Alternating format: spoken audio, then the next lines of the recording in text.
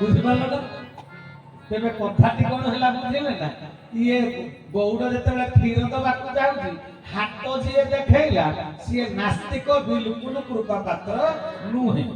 ସେ କୋଟିପତି ଲକ୍ଷପତି ହେଇଥାଇପାରେ, ଉଚିତ ଜାଗାରେ ହାମୋଡ଼ି ପଡ଼ିବ ଦିନେ ନା ଦିନେ। ଏ ଦୁନିଆରେ ଭଗବାନଙ୍କର ଛତ୍ର ଛାୟା ତଳେ, ତାଙ୍କ ଆକାଶର ଛାତ ତଳେ ଜୀବନ ଯାପନ କରି ତାଙ୍କ ପ୍ରେମ ପ୍ରୀତି ବିନା କେହି ଜଣେ ଏ ପୃଥିବୀରେ ତିଷ୍ଠି ରହିପାରେ ନା। ଯେତେ ଗର୍ବ ଅହଙ୍କାର ଥାଉ, ଦିନେ ନା ଦିନେ ଗୋଟେ କ୍ଲାଇମାକ୍ସ ପିରିୟଡ ଆସେ, ସେ ଗର୍ବ ଅହଙ୍କାର ସବୁ ଚୁନା ହେଇ ଯାଏ। ତେଣୁ ଯିଏ ନାସ୍ତିକ ସିଏ ହାତ ଦେଖଉଛି, ବିଲକୁଲ କୃପା ପାତ୍ର ନୁହେଁ। ଆଜି ଏ ଗାମୁଛା ଦେଖଉଛି, ସିଏ ଧର୍ମ କରୁଛି ଯେ ଧର୍ମ କେମିତି କରାଯାଏ ବିଲକୁଲ ଜାଣି। ବୁଝିପାରିଲ ନା? ଗୁରୁ ଆଶ୍ରିତ ନୁହେଁ। କିନ୍ତୁ ଆଉ ଜଣେ ରେ ବାପା କଂସା ଦେଖେଇଲା କିନ୍ତୁ କଣା ଅଛି। ମାନେ କଣ ଜାଣିଛ? ଗୁରୁ ଗ୍ରହଣ କରିଛି ମାନେ ପାତ୍ର, କୃପାର ପାତ୍ର। ଯେ ଗୁରୁ ଗ୍ରହଣ କଲା ସେ କୃପା ପାତ୍ର, ଭଗବାନଙ୍କ ଆଶୀର୍ବାଦ ସେ ପାଇବ। କିନ୍ତୁ କଣା ଅଛି। କଣା ଅଛି ମାନେ ଗୁରୁଙ୍କର ସମସ୍ତ ଆଜ୍ଞା ପାଳନ କରି ନାହିଁ ବୋଲି ତାର ଚରିତ୍ର ଗଠନ ହେଇ ପାରି ନାହିଁ। ଚରିତ୍ରରେ କଣା ଅଛି।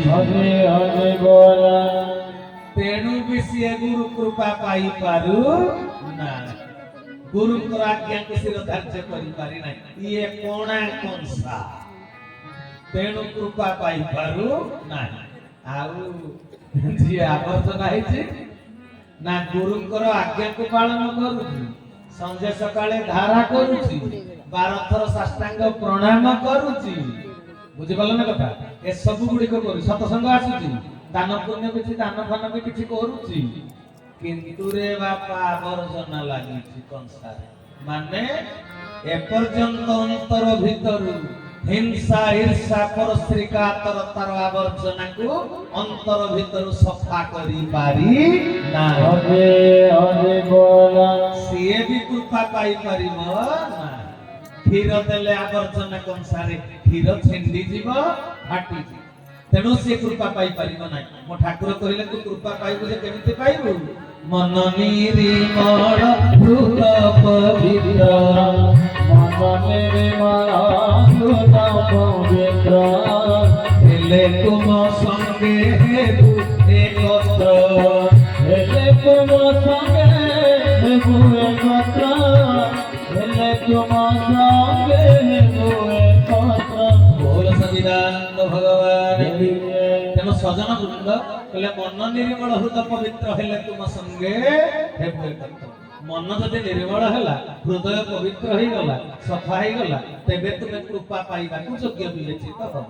ତେବେ କହିବାର ତାତ୍ପର୍ଯ୍ୟ ଏ ଶିକ୍ଷାଟା କୋଉଠୁ ମିଳିବ? ସେଇଥିପାଇଁ ମୋ ଠାକୁର କହିଲେ ଶାଖାକୁ ସଜାଡ଼ି ଶାଖାରେ ବସ। ଶାଖା ଚତୁଃପାର୍ଶ୍ୱରେ ଗୁରୁଙ୍କର ସୁରକ୍ଷା ବଳୟ କଡ଼ା ପ୍ରହରା ଦଉଛି। ବୁଝିପାରିଲ?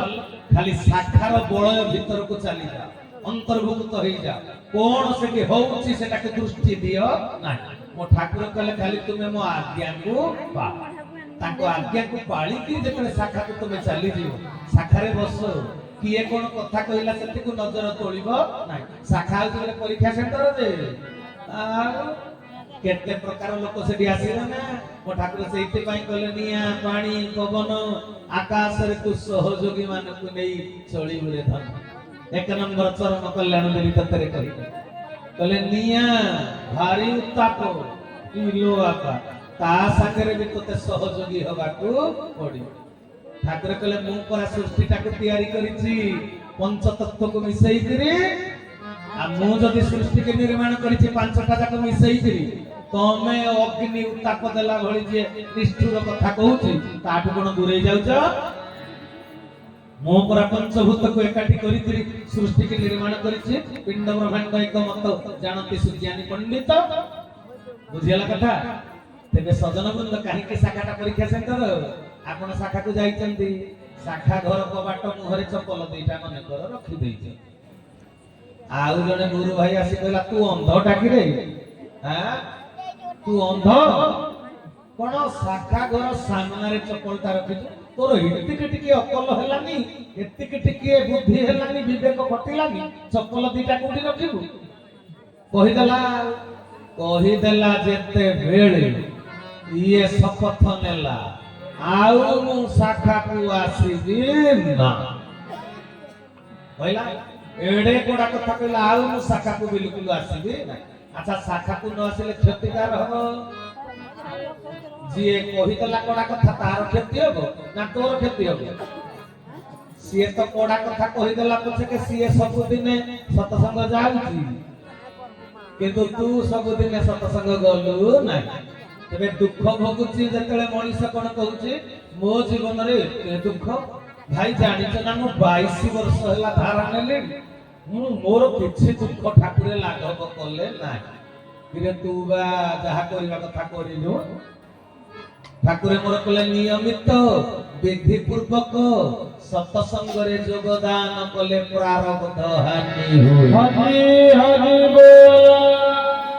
नियमित विधि पूर्वक सत्संग रे योगदान कले प्रारब्ध हानि हुए अच्छा नियमित सत्संग तो बोलनु नै आ पूर्व मंद कर्मर मंद संस्कार बीज तो भीतर सब रही छी आ से तो तू सही अनुसार दुख पाउछु आ भगवान को दोष देले कोनटा लाभ तन सजन बृंद ये शाखा होछ गोटे परीक्षा सेंटर ठाकुरे तुमको परीक्षा रे पकेइबे तेनो किए कोन कहिला सेति की नजर तोलिबो नाही जिए जेते अधिका गाली दो तमे सेति की अधिका ता पाखकु पाखेई हरि हरि बोला ठाकुरे तुम ऊपर खुशी है सेति भाई म ठाकुरे कहिले तुमे जहा को जेते घृणा करो आमे ताकू सेते अधिक भलो पा हरि हरि बोला ए कथाटी कहि कि ठाकुरे तुमको की शिक्षा देले इरे बा सीएबा कहते तमे जहा को जेते घृणा कर आमे ताकू सेते अधिक भलो पा तबे एथिरु हमको कोन शिक्षा देले अच्छा ठाकुरे जोटा को भलो पाइबे आमे ताकू भलो पाइबा ना पाइबानी ठाकुरे जहा को भलो पाउछु आमे ताकू भलो पाइबा ना पाइबानी तेनु एथिरु जणा पडिला कोन काहा को तू घृणा करिबु नाही हरे हरे बोला केते बड़ साधनार कथा म ठाकुर कहिले बोले जहा को घृणा करिबा को इच्छा होते ताको भलो पाइबा को सीखी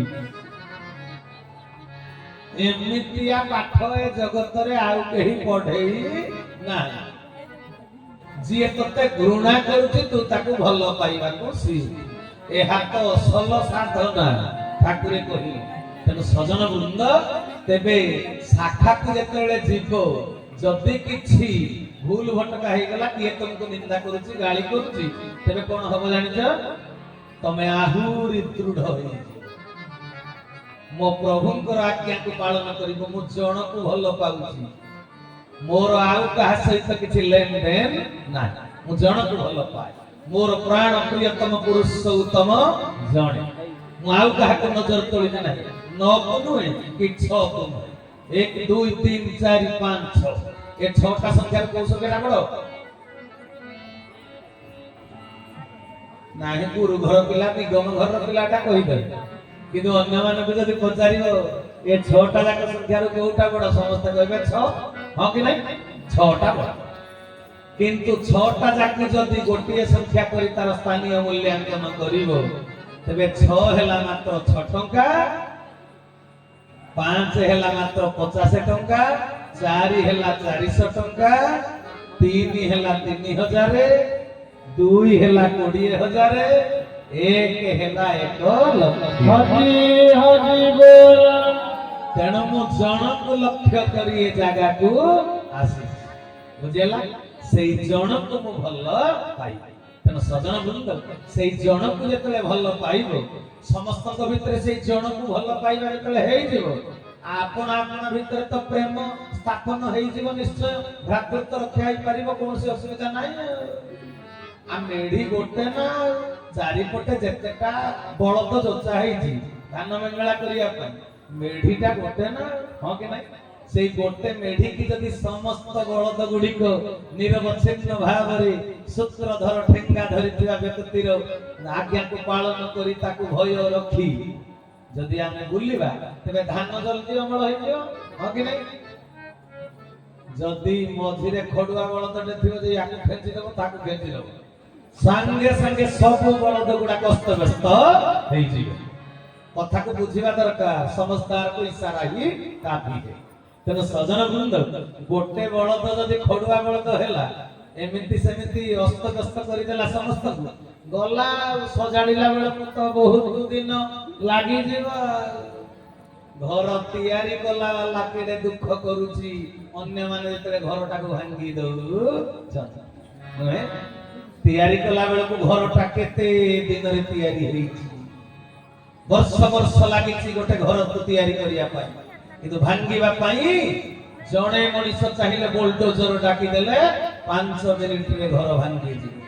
କଳି ଯୁଗରେ ବର୍ତ୍ତମାନ ଭାଙ୍ଗିଲା ବାଲା ବହୁତ, ଗଢିଲା ବାଲା ବହୁତ କମ। ତେବେ ଗଢିବା କେମିତି? ଗଢିଲା ବାଲା ବଡ ନା ଭାଙ୍ଗିଲା ବାଲା ବଡ? କିଏ କୃପା ପାତ୍ର? ଯିଏ ଗଢିଲା ବାଲା।